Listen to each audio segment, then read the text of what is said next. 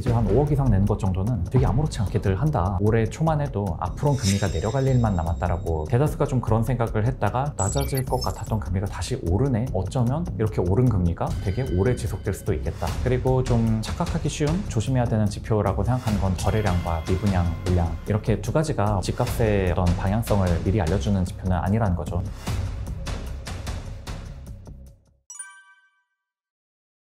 긴 시계열로 살펴보는 게 의미가 있는 것 같아서 제가 이제 자주 쓰는 표인데요. 의문의 여지 없는 우리나라의 이제 투탑 가장 비싼 동네인 반포와 압구정동의 이제 아파트 평당 가격을 나타낸 표 그리고 그래프거든요. 보시면 대략 2000년부터 2006년까지 평당가가 한 3배 가까이 올랐었고요. 그리고 2006년부터 2015년까지는 이제 하향 및 횡보했었던 구간입니다. 그래서 2006년도에 이제 피크를 찍었던 가격을 2015년, 6년 이쯤 가서야 이제 회복을 했었고요. 그러니까 장장 한 10년 정도는 내리거나 안 올랐었던 그런 거죠. 그리고 이제 2016년부터는 다시 이제 올라가기 시작해서 우리에게 익숙한 가장 최근의 모습, 그래서 한 2배 좀 넘게 오른 그런 모습입니다. 그런데 보시면 표에 나타난 숫자는 이제 부동산 114의 수치여서 저거는 주로 이제 호가 중심으로 반영이 된 거고요. 호가라는 게 그렇죠. 이게 실거래가가 이제 하락장일 때는 호가보다 실거래가가 더 낮게들 거래가 되거든요.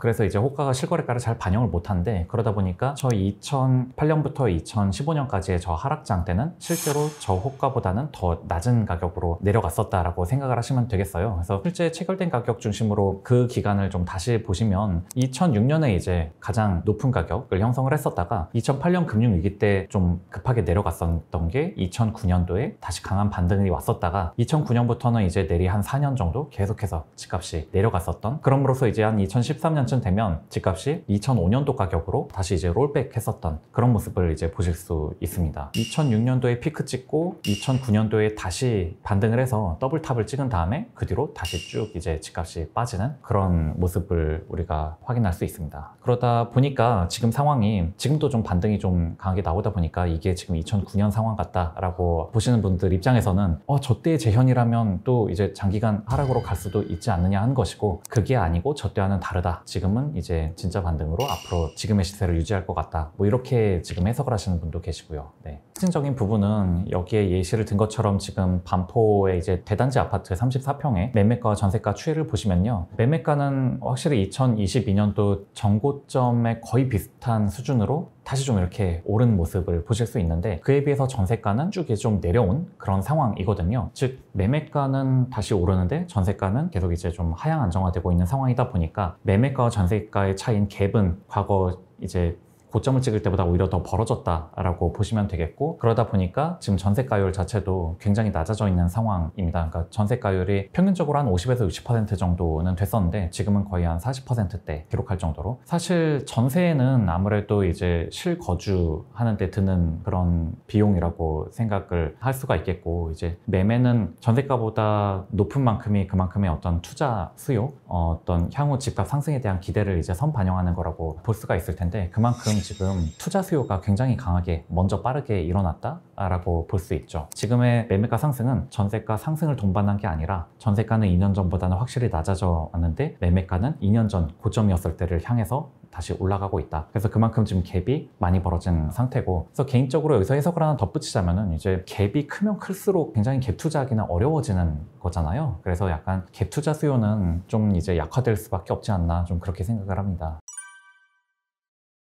그 부분에 대해서 좀 더 이제 그래프와 함께 좀 다시 설명을 드리자면, 이제 왼쪽 그래프에서 이제 T라고 하는 부분이 작년 하반기의 모습인데요. 그때는 이제 시장금리도 높았고 은행들의 어떤 가상금리, 개인들의 이제 주택담보대출에 붙는 가상금리도 높았기 때문에 여기 뭐 이제 숫자는 그냥 대략적으로 적은 건데, 개인들이 이제 주택담보대출을 받으려면 대략 한 6% 뭐 거의 그 정도로 빌려야 했습니다. 그런데 이제 시장금리 자체가 올해 상반기에 빠르게 내려왔었고, 그런 와중에 이제 부동산 경착륙을 막기 위한 그런 정부의 노력이 같이 더해지면서 은행들의 가상금리도 너무 많이 낮아졌고, 그래서 여기 T+1이라고 돼 있는 저 시기가 이제 올해 상반기 모습인데, 보시다시피 대출금리가 굉장히 빠르게 많이 내려온 거를 알 수가 있죠. 그러니까 기준금리 자체는 뭐 3.5%로 계속 높은 수준을 유지하더라도 대출금리 자체는 작년 하반기보다 올해 상반기가 훨씬 더 빠르게 낮아져 있던 거예요. 그런 와중에 이제 개인들도 생각이 과거의 어떤 그 학습 효과로 인해서 금리가 낮아지면 부동산 가격도 오른다 그런 생각을 하다 보니까 지금 금리가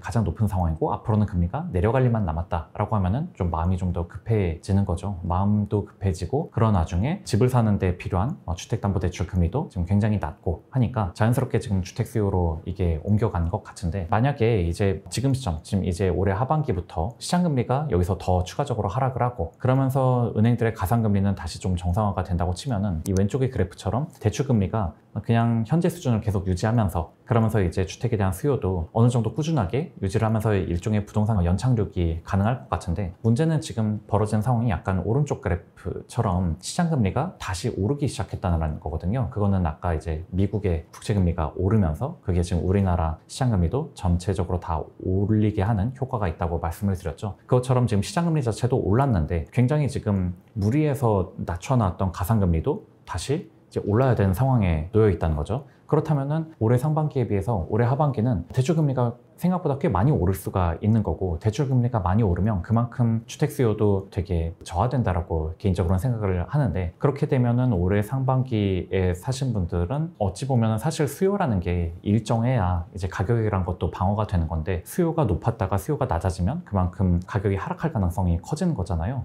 나는 수요가 많을 때 샀는데 내 뒤로는 수요가 약해진다 라고 생각하면은 내가 좀 너무 비쌀 때 샀나? 그렇게 판단하게 될 수도 있는 거죠. 그리고 실제로도 특례 보금자리론 같은 경우도 여기에 표해 보신 것처럼 8월 10일 이전까지는 저렇게 한 4.1에서 4.4% 정도였던 게 추세적으로 올라서 한 9월 7일 이후에는 4.7에서 4.95% 이렇게 지금 딱 올라간 거거든요. 그만큼 지금 저거는 시장 금리 자체가 올랐기 때문이고, 뭐 개인들이 어리석다 뭐 이렇게 해석할 수는 없고, 대부분의 기관 투자자들도 금리가 올해 초만 해도 앞으로는 금리가 내려갈 일만 남았다라고 다수가 그렇게 판단을 하긴 했었어요. 그러다 보니까 당시에 채권 금리도 너무 낮아지고 그때 채권을 샀던 플레이어들이 지금 큰 손실을 보고 있기도 하고, 뭐 그런데 대다수가 좀 그런 생각을 했다가 지금 벌어진 상황은 반대로 지금 돌아간 거죠. 그러니까 금리가 더 낮아지는 게 아니라 다시 올라가는 상황으로 변했고, 그러면 이것도 결국은 시차를 두고서 상반기에는 금리가 실제로 많이 낮아지기도 했고 앞으로 금리는 더 낮아질 거야 라는 기대를 반영을 한 거라면, 지금은 낮아질 것 같았던 금리가 다시 오르네 라는 부분, 그리고 어쩌면 이렇게 오른 금리가 되게 오래 지속될 수도 있겠다,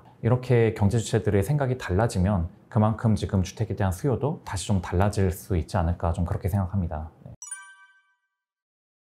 지나치게 좀 편협하고 다친 생각이라고 좀 생각이 드는 게, 물론 이제 강남 아파트가 우리나라에서 좀 가장 좀 우량하고 안전한 자산, 많은 사람들이 그렇게 믿을수록 실제로 그렇게 되는 거니까 뭐 그 부분을 부정하고 싶지는 않은데, 하지만 조금 더 넓혀서 생각을 해보면 뉴욕이나 샌프란시스코처럼 전 세계에 자금이 몰려드는 가장 안전하고 매력적이라고 생각하는 그런 곳 부동산들도 굉장히 많이 하락을 했거든요. 그러니까 단지 사람들이 많이 좋아한다는 이유로 가격이 계속 오를 수만은 없다는 거죠. 결국은 아무리 선호도가 높은 거라도 금리 상황, 경제 상황 이런 거에 따라서 얼마든지 조정을 받을 수 있다. 그러니까 약간 맹목적인 믿음은 글쎄요, 지금 이제 워낙 상승기가 오래됐었고 그 중에서도 특히 강남은 워낙에 너무나 비싼, 엄두가 나지 않을 정도로 올랐다 보니까 거기에 대한 어떤 굳건한 믿음이 자리한 것 같은데, 맹목적인 믿음은 좀 위험하다. 전 세계 다른 나라 사례를 봐도 그렇고, 가까운 예시로 우리나라에서도 뭐 굳이 IMF가 아니더라도 아까 말씀드린 그런 2008년부터 2015년 그때의 모습만 봐도 강남 3구 아파트의 실거래 가격이 상당히 많이 하락을 했었거든요. 근데 그때 당시가 우리나라가 무슨 경제 위기가 있었던 시기도 아니고 수출도 잘 되고 경제 성장도 잘 나오던 시기인데도 그렇게 이제 강남 3구 집값이 떨어졌던 시기가 있었다는 거죠.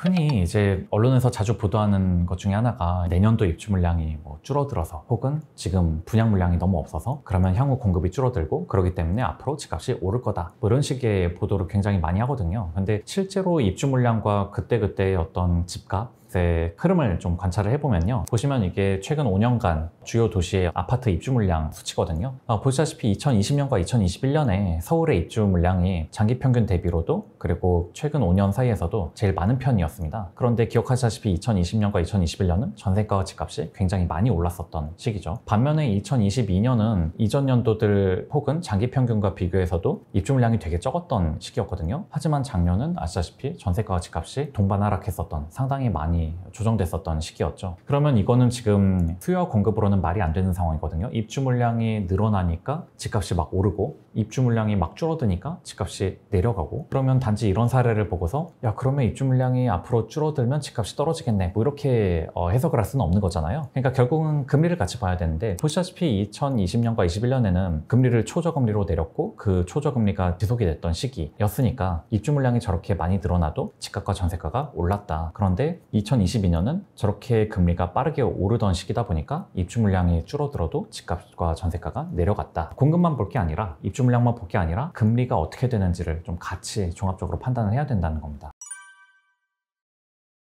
수년 전까지 집값이 많이 오를 때 이제 공급이 늘어야 한다, 공급이 늘어야 집값이 잡힌다 이런 얘기를 많이 했고, 그래서 뭐 3기 신도시나 이런 데를 발표를 하면은 뒤따르는 비판은 중산층 이상, 그러니까 사람들이 원하는 곳에 공급을 많이 해야 된다. 그러니까 결국은 강남 3구에 공급을 많이 해야 집값이 잡힐 거다. 뭐 이런 얘기들을 하는 거죠. 근데 저는 거기에 어느 정도는 동의를 합니다. 검은색 선으로 나타낸 게 이제 서울시 전체 아파트 입주 물량을 나타낸 거고요. 바로 나타낸 것은 강남 3구와 용산구를 더해서 4개 구의 아파트 입주 물량을 나타낸 거거든요. 보시면 2008년과 2009년, 특히 2008년 보시면 잠실의 엘리트가 대단지가 한꺼번에 입주했었고, 2009년에도 반포 레미안자이 6,000세대 정도가 입주를 했었고요. 그리고 2018년에는 이제 송파구의 헬리오시티 9,500세대가 입주를 했었습니다. 저 때가 좀 강남 3구 입주 물량이 다른 때보다 좀 많았었던 시기고, 저들이 입주할 시기 때 이제 전세가가 굉장히 많이 좀 내려갔었거든요. 전세가가 이렇게 상당히 많이 내려가다 보니까 당연히 집값도 좀 더 안정화되는 효과가 있기는 했었죠. 그래서 저는 강남 3구의 입주 물량이 많으면 그만큼 확실히 좀 전세가가 안정되는 효과가 있고, 전세가가 안정화되고 내려가면은 전세가 내려간데 집값이 올라간 데는 한계가 있는 거잖아요. 갭이 너무 커지니까. 전세가가 안정화되면서 이제 집값 상승을 완화하는 그런 효과가 확실히 있다고 저는 생각을 하는데, 이거를 한번 지난 이제 2000년부터의 어떤 쭉 흐름을 보시면요. 2000년부터 2006년 아까 말씀드린 대로 한 반포나 압구정이 집값이 한 3배 가까이 올랐던 저 시기에는 강남 3구 입주 물량이 굉장히 좀 적었던 것을 우리가 확인할 수 있습니다. 여기서 음영친 부분이 이제 강남 3구 당시에 이제 입주했었던 물량이고, 참고로 이 표는 이제 서울의 입주 물량을 세대수가 많은 순서대로 지금 이제 소팅을 한 거거든요. 그 시기에 세대수로 탑 15위까지의 아파트를 지금 여기에다 쓴 거라고 보시면 되고요. 반면에 이제 서울 수도권 아파트 가격이 주로 하락했었던 2008년부터 2013년 이 시기를 보시면 그 이전보다는 확실히 강남 3구 입주 물량이 좀 더 많았던 것을 이렇게 우리가 확인을 할 수 있습니다. 그리고 그 다음 이제 상승장이었던 2014년부터 2019년까지는 혹시 강남 3구 입주 물량이 그렇게 많은 편은 아니거든요. 특히 강남구는 개포 레미안 블레스티지 정도 있고, 그리고 송파구의 헬리오시티를 제외하면 그렇게 인상적인 강남 3구의 입주 물량이 뭔가 두드러지진 않았는데, 2023년부터 앞으로 한 4, 5년 사이에 입주 물량을 이제 세대수가 많은 순서대로 소팅을 해보면 여기 보시는 것처럼 음영친 강남 3구 입주 물량이 굉장히 많은 것을 알 수 있습니다. 그러니까 지난 20년, 2000년부터 2020년까지의 그 20년과 비교해 봤을 때 확연히 지금 많은 것을 알 수가 있죠. 물론 여기에서 지금 입주 연도는 약간씩 다를 수는 있는데, 왜냐면 지금 이 물량들이 아직 분양을 하지는 않고 지금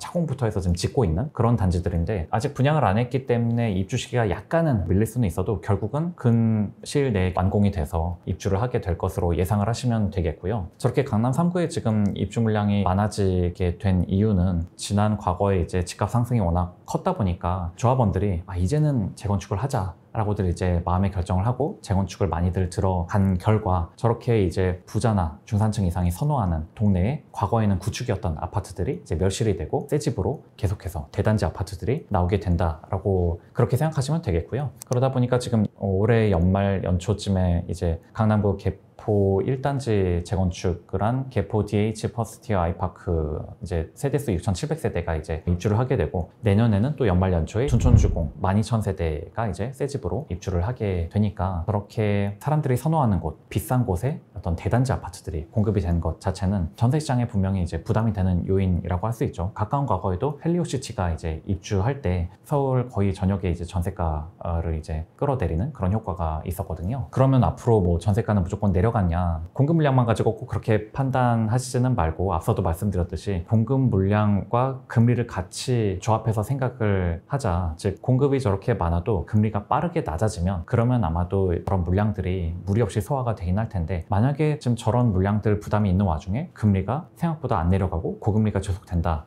그러면 좀 이제 가격적인 충격이 있을 수도 있겠다, 이렇게 생각해 봐야겠죠. 사람이 살지 않는 곳에 6,000세대, 12,000세대 저런 물량이 나오는 거니까요. 그러면 저기를 분양을 받아서 샀든 원래 집주인이든 저기를 소유하고 있는 분들은 어딘가 다른 데서 살고 있다는 거잖아요. 그러면은 그분들이 내가 입주할 거면 저기로 가기 위해서 이동하셔야 되고, 그러면 여기가 이제 또 다시 이제 전세 매물로 나와야 할 거고, 아니면 여기로 나는 지금 못 들어간다 하는 분은 또 거기를 전세를 내놓으실 거고, 순수 전세 물량이 그만큼 많이 늘어난다라고 보시면 되겠고, 문제는 전세 물량들이 가격이 낮은 것도 아니고 굉장히 가격이 높은 지역들에서 저렇게 많이 나온다라는 게 관건인 거죠. 네. 그래서 말씀드린 대로 지금 강남 3구의 대단지 아파트 입주 물량이 여느 때보다 좀 많다 보니까 공급에 대한 부담은 일단 있는 거예요. 분명히 이제 과거 대비로 지금 더 있는 상황인데, 앞서 말씀드렸듯이 오로지 공급만 이제 집값을 좌우한 게 아니다 보니까 금리와 함께 판단을 하시라. 저렇게 공급이 많아도 금리가 빠르게 저금리로 내려가면 저런 물량들을 시장이 소화를 할 거라고 생각을 하는데요. 하지만 빠르게 저금리로 못 가고 고금리가 생각보다 오래 지속이 된다. 그러면 이제 저 물량 부담이 약간 가격에는 좀 부정적인 영향을 줄 수도 있다. 이렇게 좀 말씀을 드립니다. 아무래도 지금 정책적으로 무주택자나 1주택자 분들한테는 혜택을 좀 더 주는 방향이기는 할 거예요. 그러니까 여러모로 뭐 세제라든가 뭐 금리라든가 청약 해서라든가 그렇기는 할 텐데, 저는 그냥 한 가지 원론적으로 강조하고 싶은 거는 빚을 너무 많이 내지 않았으면 좋겠다, 지금 시점에서는. 왜냐면 예전에 비해서 좀 더 빚내기 좋은 환경이 돼 있긴 하거든요. 그러니까 정책적으로 지금 그렇게 많은 부분을 풀어줬기 때문이기는 한데, 그러다 보니까 이제 제가 되게 존경하고 가까이 지내는 그런 공인중개사 분들의 말씀을 또 들어보면은 굉장히 어린 연령의 분들이 빚을 한 9억, 막 10억 이렇게도 막 내면서들 지금 집을 사고, 이런 게 적지 않다 라고, 비율로 따지면 뭐 한 30%쯤 되는 것 같다? 뭐 이 정도고, 빚을 한 5억 이상 내는 것 정도는 되게 아무렇지 않게들 한다, 뭐 이렇게들 말씀을 하세요. 그런데 앞에서 지적했듯이 지금의 이 고금리는 일시적인 거고 앞으로 금리는 내려갈 일밖에 안 남았다. 그렇기 때문에 집값이 오를 거다라는 그런 투기적인 마인드로 접근하면서 큰 빚을 냈다가는, 지금 시장이 돌아가는 상황은 미국 국채금리나 우리나라 국채금리에서도 보이듯이 금리가 낮아지다가 다시 올라가 버린 지금 상황이거든요. 금리가 다시 내려갈 일만 남았다가 아니라 이건 아니겠다, 지금 높아진 금리가 좀 더 오래 지속될 것 같다, 이런 식으로 약간 지금 시장의 컬러가 바뀌는 중이다 보니까 금리는 앞으로 내려갈 일만 남았고 그렇기 때문에 집값은 오를 거야, 이런 마인드로 지금 너무 큰 빚을 졌다가는 나의 어떤 그 이자 비용이 내려가는 게 아니라, 그러니까 변동금리니까 그 높은 이자 비용을 계속해서 상당히 오랜 기간 더 부담해야 될 수도 있다, 그런 각오를 좀 해야 될 것 같아요. 그러니까 즉, 나는 집값이 여기서 안 올라도 상관없고 이 정도 지금 금리는 내가 충분히 부담할 수 있어, 뭐 이런 분들이 집을 막 사는 것까지 뭐 이렇게 반대를 할 필요는 없지만, 투기적인 마인드로 접근을 했다가는 굉장히 고통스러워질 수도 있다, 뭐 그 말씀을 좀 드리고 싶습니다. 저는 앞서 말씀드렸듯이 계속해서 이제 금리와 공급, 그게 이제 가장 중요한 매크로 지표라고 강조를 드리고 싶고, 그러다 보니까 어떤 이제 시장 금리가 어떻게 변하고 있는지 뭐 그런 거를 추종해 볼 수 있으면 제일 좋기는 하겠죠. 그러니까 기준금리만 보는 게 아니라 국채금리는 어떻게 변하고 있을까, 그렇게 해서 지금의 시장의 분위기는 이게 지금 빠르게 저금리로 갈 거다라는 것인지, 아니면은 지금 고금리가 오래 지속될 수 있다, 이쪽으로 가고 있는지, 그런 금리의 방향성에 대해서는 좀 같이 생각을 해보시는 게 좋겠고, 그리고 공급, 그러니까 가까운 시일 내에 입주 물량 같은 것도 너무 편향적으로들 보도가 되거나 받아들이시는 게 많은 것 같아요. 즉, 입주 물량이 내년 뭐 줄어든다, 그렇기 때문에 오른다, 이런 뉴스만 너무 좀 많이 나오고 또 많이들 접하시는 것 같은데, 비근한 예로 작년에 이제 대구나 인천 집값이 많이 떨어질 때, 그때 대구나 인천의 입주 물량이 너무 많아서 값이 지금 더 많이 떨어지고 있는 거다, 이런 분석이 많았거든요. 실제로 대구나 인천이 작년에 입주 물량이 굉장히 많았습니다. 입주 물량이 많다는 건 1, 2년 전에 충분히 알 수 있는 거거든요. 그런데도, 그러면 입주 물량이 많은데도 그거보다 1, 2년 전에 대구나 인천에 사람들이 집을 계속 샀다는 거예요. 그러면 이거는 그냥 입주 물량이라는 정보를 별로 중요하게 생각하지 않고 살 때는 또 그냥 샀다라는 게 되는 거고, 입주 물량이 줄어드니까 오를 거다라는 정보만 이제 중요하게 받아들이고 집을 사고, 이런 거는 좀 뭔가 편향된 의사결정이라는 생각이 되고요. 그리고 좀 착각하기 쉬운, 조심해야 되는 지표라고 생각하는 건, 저는 이제 거래량과 미분양 물량, 이렇게 두 가지가 워낙에 이제 보도가 많이 되는 거라서 제가 그냥 덧붙이고 싶은 말씀은, 거래량은 단지 지금의 현상을 파악하는 동행 지표지 절대로 선행 지표가 아니라는 거죠. 그러니까 즉, 거래량이 오르고 나서 집값이 오른 적도 있고 떨어진 적도 있습니다. 그거는 결국은 거래량이 오르냐 내리냐가 집값의 어떤 방향성을 미리 알려주는 지표는 아니라는 거죠. 이거는 이제 미분양 미분양 물량도 마찬가지로 미분양 물량이 줄어든다는 것은 분명히 건설사나 금융기관한테는 좋은 시그널이고 좋은 정보입니다. 미분양 줄어든다는 것은 그러면 뭔가 이제 분양시장이 좋아지는 건가? 좀 어떤 부동산 시장이 좋아지고 있다는 거겠네? 이렇게 생각할 수도 있지만 반대로 미분양이 줄어든다는 것은 지금 부동산 시장이 너무 안 좋아서 아무도 분양을 하지 않는다. 이런 경우에도 미분양이 좀 줄어들 수가 있거든요. 미분양이라는 것은 사실은 자연적으로도 발생을 한 거라서, 즉 아파트마다 분양만 했다 하면 100% 다 계약되는 경우는 사실은 잘 없어요. 왜냐하면 어느 아파트 단지든 간에 층 동향이 안 좋은 곳들이 있잖아요. 그럼 그런 것들이 이제 미계약되고 미분양으로 나오는데, 그 말은 즉 분양을 많이 하면 할수록 미분양도 대체로 늘어난다고 보시면 되겠죠. 그러니까 미분양이 늘고 줄고가 지금 부동산 경기, 부동산 가격에 대한 어떤 바로미터가 되지는 않는다는 겁니다. 미분양 물량이 어떻게 됐다, 거래량이 어떻게 됐다라는 거에 괜히 막 이렇게 들썩들썩 하실 필요는 없다는 거죠.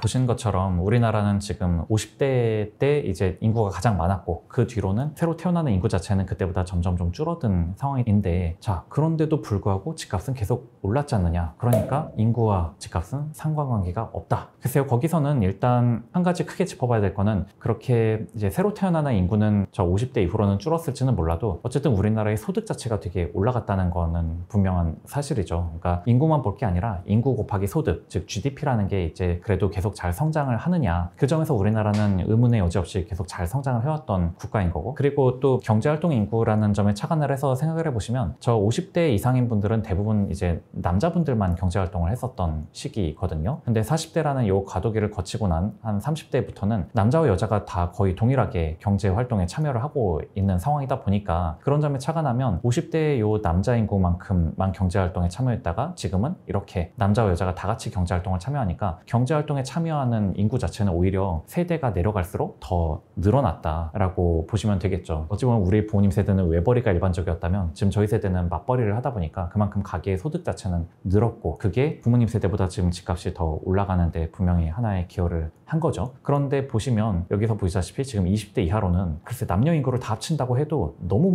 빠르게 줄었다는 거예요. 그러다 보니 이렇게 너무 빨리 주니까 우리 세대가 샀던 집을 받아주는 수요 자체가 굉장히 뒤에는 약해져 있을 수밖에 없다. 그렇다면 이거를 보완할 수 있는 방법은 이제 어떤 해외 이민 이런 것도 얘기는 하는데, 그게 이제 해외 이민이라든가 해외로부터의 투자가 부동산 가격 상승에 주요했던 국가들이 이제 보면 호주, 뉴질랜드, 캐나다 이런 나라들인데, 이런 나라들은 이제 중국이나 다른 개도국에서도 이제 부자들이 막 이민을 오고 싶어 하던, 부자들이 막 이제 시드니나 밴쿠버 이런 데 부동산을 샀는데, 우리나라가 이민을 받을 때 과연 부자들이 그렇게 많이 올까? 그 부분 좀 의문스럽기는 하거든요. 부자보다는 저임금 노동력 외국인들이 많이 오지 않을까, 그렇게 생각하면은 주택 수요가 지금 30, 40대들만큼 미래의 30, 40대가 탄탄할 수 있겠느냐, 이 부분은 좀 긍정적으로 볼 수만은 없는 거죠. 그리고 또 특히 이제 고령화가 이제 부동산 시장에 미치는 영향을 금융시장과 부채 관점에서 좀 더 첨언을 해드리자면요, 고령화가 진행되면은 아무래도 정부의 세출 부담이 굉장히 늘어날 수밖에 없습니다. 그러니까 당장 생각해봐도 우리가 국민연금을 받을 수 있을까? 이런 고민을 젊은 분들은 다들 하시잖아요. 노인 인구가 많아질수록 정부가 써야 될 돈이 너무 많이 늘어날 수밖에 없거든요. 보시면 2000년 이후부터 한 20년 가까이 이제 우리나라가 지금 부동산 시장도 상당히 탄탄할 수 있었던 이유, 즉 가계부채가 늘어나도 부동산 시장도 비교적 탄탄했던 이유 중에 하나가, 결국 글로벌 관점에서 보면은 여기 보시는 표처럼 이제 우리나라의 신용등급은 저 A-부터 AA 제로까지 계속해서 올라왔거든요. 근데 반면에 스페인, 아일랜드, 이탈리아 이런 그 다른 선진국들은 오히려 등급이 AA에서부터 BBB 혹은 AA에서 BBB 이런 식으로 등급이 계속해서 낮아져 왔어요. 이거는 결국은 글로벌 금융 투자자 입장에서 보면은 한국은 계속해서 신용등급이 오르는 국가, 그리고 저런 유럽의 일부 국가들은 신용등급이 낮아지는 국가. 그러면은 이런 글로벌 머니 매니저 입장에서는 저런 나라에선 돈을 빼고 이런 좋은 나라에 계속 돈을 투자하는 식으로 의사결정을 해왔겠죠. 큰 흐름에서요. 그러니까 결국은 우리나라는 투자하기 좋은 국가, 외국인 투자자도 계속 늘어나고 우리도 달러 조달을 하기 쉬웠던 그런 시기였다고 보시면 되겠고, 그러면 저런 국가 신용등급을 좌우하는 가장 중요한 지표가 어떤 거냐라면은 많은 게 있지만 그 중에서도 특히 GDP 대비 정부부채라는 거거든요. 근데 GDP 대비 정부부채가 다른 선진국 대비 비교적 낮다는 게 우리의 강점이 시점이기는 했어요. 그런데 지금 옆에 보시는 것처럼 우리나라 현재 신용등급이 AA 제로인데 어느덧 정부 부채도 GDP 대비해서 정부 부채도 계속해서 꾸준히 올라와서 지금은 다른 AA 국가들보다 그렇게 낮지 않은, 오히려 평균보다 약간 높은 그런 상황입니다. 그러다 보니 여기서 GDP 대비 정부 부채가 계속해서 늘어나면은 우리나라의 신용등급이 내려갈 수도 있겠죠. 대표적인 예시가 여기 왼쪽 그래프의 일본이거든요. 일본도 과거에는 1998년 전까지는 신용등급이 AAA였었는데 대책 없이 정부 부채가 계속 늘어나니까 지금은 신용등급이 계속해서 내려가서 우리나라보다도 신용등급이 지금 2단계나 낮은 A+ 신용등급을 받고 있거든요. 그런데 뭐 일본이야 뭐 그냥 일본의 엔화가 나름 준기축통하고 또 일본이 워낙 해외에 투자해 놓은 자산이 많으니까 신용등급이 낮아져도 그래도 버틸 수는 있는데, 우리나라는 일본 엔화에 비해서 우리나라 원화의 어떤 지위도 좀 낮은 편이고 일본에 비하면 역시 해외 투자한 규모도 적다 보니까 국가 신용등급이 낮아지면 낮아지는 만큼 그 피해를 굉장히 크게 입을 수 있다라고 생각을 해야 될 것 같아요. 그렇다면 GDP 대비 정부 부채가 늘어나지 않으려면 어떻게 해야 되냐면 결국은 세금을 많이 걷어야 되는 거거든요. 지금도 약간 세금 대비 지금 지출이 많으니까 이제 재정 적자가 굉장히 좀 올해 좀 심각하다 뭐 이런 얘기들이 많이 나오고 있는데, 그러면 이 재정 적자가 났을 때 해결하는 방법은 두 가지인데, 하나는 정부가 그냥 국채를 계속 많이 발행하는 거, 국채를 많이 발행한다는 것은 곧 정부 부채가 늘어난다라는 거고요. 아니면 세금을 많이 걷는 거, 세금을 많이 걷으면 굳이 국채를 발행할 필요가 없고 그렇게 해서 정부 부채가 늘어날 필요가 없죠. 그러니까 사실 건전하게 정부 재정 건전성을 건전하게 가져가려면 세금을 늘려야 돼요. 근데 결국은 우리가 고령화라는 것 때문에 세금을 더 많이 걷어야 되는 건 피할 수 없는 이슈이기는 한데, 이미 우리나라가 사실 상속세나 양도세 같은 거는 꽤 다른 선진국과 비교해도 꽤 높은 편이라서, 그러면 다른 선진국들보다 아직 되게 적게 걷고 있는 그런 영역에서 이제 세금을 올려야 될 텐데, 그러면 결국은 이제는 주택에 대한 보유세도 점차 이제 선진국 수준으로 부과를 하게 되는 흐름으로 가지 않을까. 이 부분도 좀 어떤 집을 사는 데 있어서는 좀 염두를 해야 되는 포인트라고 생각을 합니다. 저는 이제 흔히 주택 가격을 뭐 부동산은 심리다 혹은 정부 정책이다 이런 말씀을 많이 하시고, 그리고 또 올해 상반기에 부동산 시장이 온기가 돌았던 거는 사실이거든요. 그게 이제 부동산 경착륙을 막기 위한 그런 정부의 노력이 좀 주요했었고, 그 부분은 어쨌든 잘 대응을 했었던 부분이라고 생각은 돼요. 그런데 문제는 이제 그게 오르니까 가까운 과거에 집 사는 의사결정이 늦어졌더니 이제 벼락거지가 됐었다라는 그런 학습 효과가 있다 보니까 지금이라도 또 사지 않으면 안 된다라는 그런 불안한 마음으로 빚을 많이 지면서까지 이제 집을 사는 분들도 계시는 것 같거든요. 그게 이제 좀 나이가 어린 연령층일수록 지금 본인들이 겪었던 부동산 시장이 이 상승장세만 겪었다 보니까 좀 그런 조바심이란 게 있는 것 같아요. 근데 제가 금융시장에서 이제 오래 근무를 해보니까 조바심이 있을 때가 항상 좀 탈이 나게 되더라고요. 조바심을 내려놓을 수 있는 방법 중에 하나는 이제 가까운 과거 상승장만 볼 게 아니라 좀 긴 시계열로 하락장이 있었던 시기도 좀 같이 살펴보고, 그리고 지금의 금리라는 것도 빠르게 앞으로 낮아질 일만 남았다라는 거에서 지금 다시 금리가 올라가고 고금리가 지속될 수도 있다라는 내러티브가 생기고 있다 보니까 이런 시장의 변화를 감지를 해보면 지금의 이 온기가 돌고 있는 부동산 시장도 후행적으로 지금 이 금리가 오르는 거를 반영하면서 다시 좀 바뀔 수도 있는 거거든요. 그런 점을 좀 같이 종합적으로 입체적으로 생각을 해서 좀 조바심을 내려놓고 지금의 높은 금리를 부담할 수 있는 나의 어떤 가계의 재무 건전성 이런 거를 좀 같이 판단을 하시고서 의사결정을 하셨으면 좋겠습니다. IT 산업과 반도체를 전체적으로 함께 볼 생각입니다. 왜냐하면 반도체는 IT 산업을 이루는 근간이고 핵심이 되기 때문에. 최근 서울에서는 물 들어왔을 때 노져야죠. 대형 평수 아파트 하나, 소형 하나, 한가 하나 바꿔도 돈이 남아. 이것만 아셔도 부동산의 가격 전망을 어느 정도 하실 수 있다.